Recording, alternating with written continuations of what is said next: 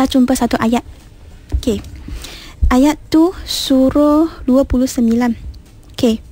Bermaksud, apakah manusia itu mengira bahawa mereka dibiarkan sahaja mengatakan kami telah beriman, sedang mereka tidak diuji lagi.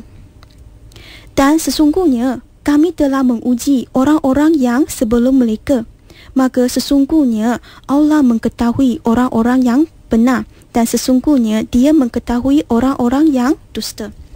Masa itu baru saya faham, astagfirullah, mengapa saya berharap macam tu. Kerana sebenarnya selepas tu baru saya faham, sebenarnya Allah telah kurniakan saya macam-macam nikmat.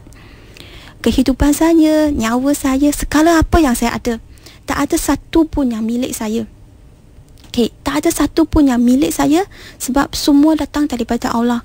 Kecuali satu benda je milik saya yang bukan datang daripada Allah, iaitu dosa kita. Masa itu sebenarnya sebab baru saya sedar, saya belum lagi buat apa-apa untuk Allah. Segala apa yang saya lakukan adalah untuk saya diri sendiri. Saya solat, saya puasa, saya tutup aurat, semua ni kerana saya takut masuk neraka. Tak ada pun satu perkara yang saya buat kerana semata-mata kerana saya cinta Allah, jadi saya lakukan. Jadi masa tu baru saya sedar berapa teruknya bila kalau saya rasa saya sudah cukup. Sebenarnya tidak. Okay. Bagi kawan-kawan saya yang sudah masuk Islam, sebenarnya saya tahu, sebab saya sendiri pun melalui jalan tu. Saya tahu berapa susahnya kita nak tinggalkan keluarga, nak tinggalkan kehidupan yang sebelum ini. Lepas tu kita pergi satu kehidupan yang baru. Banyak benda kita kena korbankan. Tetapi jangan lupa, pada asalnya sebenarnya kita tak ada apa-apa. Walaupun roh kita pun bukan milik kita. Selepas Allah telah anugerahkan kita sekarang ini, dan Allah memberi kita hidayah. Jadi saya baru sedar patutnya kita kena mencari keridhaan Allah. Okay. Kalau tidak, kita mensia-siakan segala nikmat Allah. Itu dia. Dan waktu ini juga itu tentang apa yang dilalui ketika ini. Sebab saya dengar sedangkan kita seorang Islam pun kadang-kadang tak terfikir perkara-perkara serupa seumpama itu. Ditanya kepada Cik Hamidah kita kerana mempunyai pandangan yang sebegitu sangat mendalam.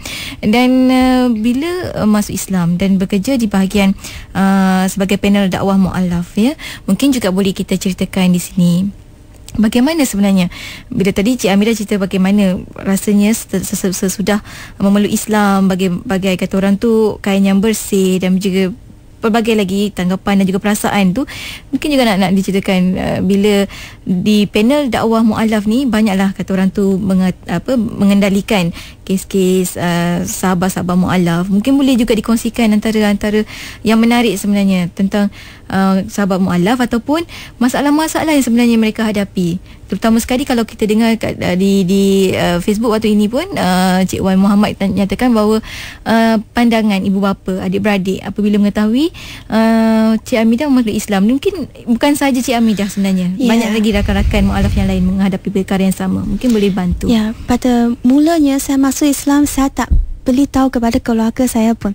Saya tak tahu macam mana nak bagi tahu mereka, sebab saya sendiri pun sangat benci dengan Islam. Keluarga saya pun tak suka. Jadi tetapi masa saya tukar IC, surat tukar IC tu hantar ke rumah saya. Kebetulan saya di rumah. Lepas tu ayah saya pula dapat surat tu. Ayo, pagi-pagi saya bangun, ayah saya tanya saya, siapa itu Hamidah? Terkejut saya. Ayo. Lepas tu saya cakap tak tahu, tak kenal. Lepas tu ayah kata, nak tipu lagi? Dia campak surat tu di depan mata saya. Tak masuk Islam, nak tipu lagi. Lepas tu dia nak pukul saya. Masa tu saya takut lah. Mak saya sudah tahu. Saya yang bagi tahu mak saya. Mula-mula mak saya pun tak boleh terima. Okay. Masa tu mak saya pun kita takut lah, ayah nak pukul saya macam mana ya. Lepas tu kebetulan masa tu ada customer datang rumah nak tengok katalog. Jadi ayah saya kena layan customer. Jadi dia terpaksa biarkan saya tak jadi lah. Biar dulu sebab customer datang. Masa itu mak saya kena cepat ambil baju, cepat. Dia terus hantar saya ke bus station. Saya sampai bus station Tun Aminah di Johor. Sebab tu mak saya tinggal saya. Mak kata, I kena balik nanti ayah marah. Saya tinggal sana, saya beli tiket, saya pergi Kelantan. Masa tu saya nangis lah. Saya nangis seorang-seorang di bus station sana. Lepas tu makcik-makcik yang jual makanan tu tengok, tanya, mengapa kamu nangis? I cerita lah, masa Islam ayah saya nak pukul saya. Lepas tu macam ni lah pada mulanya. Tapi kalau adik saya, mereka okey je. Sebab diorang muda kan, diorang lebih open minded untuk terima pilihan saya. Diorang kata yang penting kakak sendiri pilih, dan apa-apa yang berlaku kakak kena tanggungjawab sendiri. Mak saya pula, sebenarnya sebelum saya masuk Islam, saya bukan anak perempuan yang baik. Kalau mak kata apa, saya lawan. Saya selalu lawan cakap mak saya. Memberontak gitu orang.